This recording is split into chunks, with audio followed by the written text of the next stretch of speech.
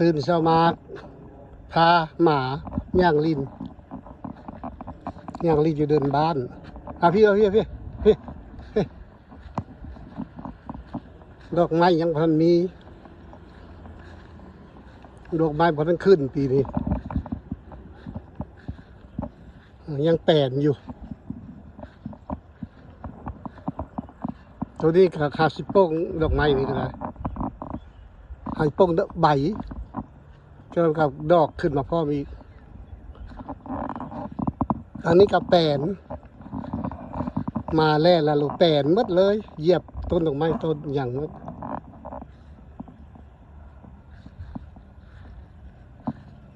แม่ดีพ่อไปพี่พี่เอาดินี่ดีพ่อไป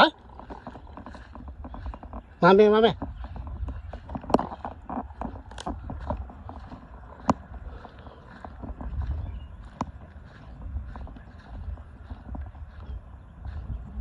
จะหารอบบึงบอลให้สวน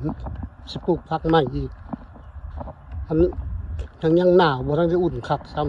ำปลูกมันก็ยังบ่ทันได้แถวนี้ปลูกบักทั่วบักแตงแถวนี้แต่มันยังเฮ็ดบ่ทันได้ยังหนาว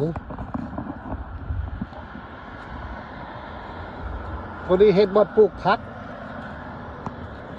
ลูกสาวลูกชายเขาเฮ็ด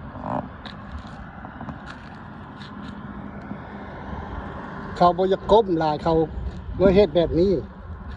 ก้มกับบริก้มบริลงนั่งเบิ่งเฮ็ด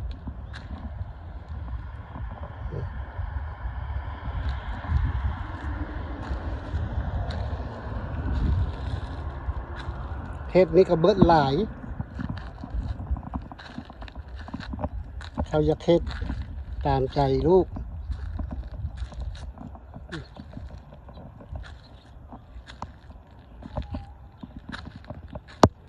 เฮ็ดบนยางต้องใช้บนยางทางนี้ยังบ่ทันได้ขุดเฮ็ดอีกดีๆแล้ว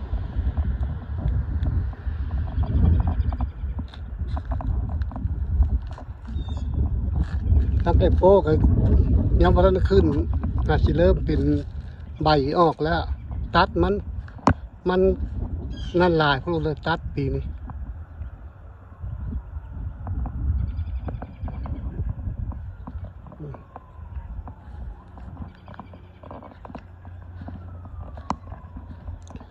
ที่ดินซื้อมายังหลายมันพอจะเอาไปใหญ่ใส่อีกชื่อบอกเลยหลายฮอตชื่อว่า100 ปลายน้อยๆเองแหละซื้อมาที่ดินกันเลยว่าสอบตัวนี้ก็มาไอ้โป้ใหญ่54เริ่มเป็นใบขึ้นนี่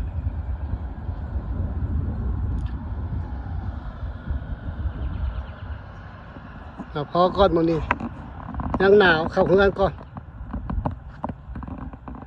ตายดีบ่เข้าเฮือน